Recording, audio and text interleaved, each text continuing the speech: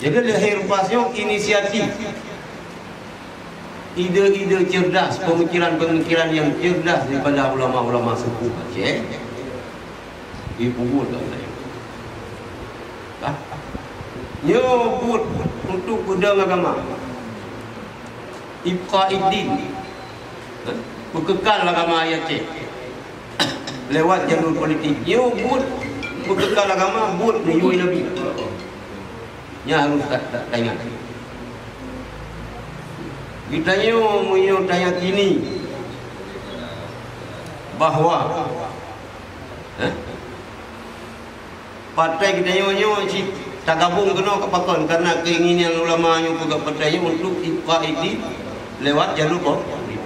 Berarti nyo buat agama ni yuai Nabi gaji ba Allah Taala. Ana gaji. Mungkin yo partai-partai ko kadang yang menjelang Ramadan. Ide mana? Buat THR menjelang rohana ini. Lagi acara Buya Muda Wali enggak bukan kali pegat perdi je mungkin. Mana sah? Urung kampung ya ju dika. Ya ju bantai, ya ju batu. Buki ban. Bula kayak kanuri bilang. Bang rentang mana?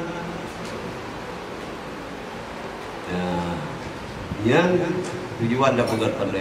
Dan karena perintah siapa-siapa, perintah ulama.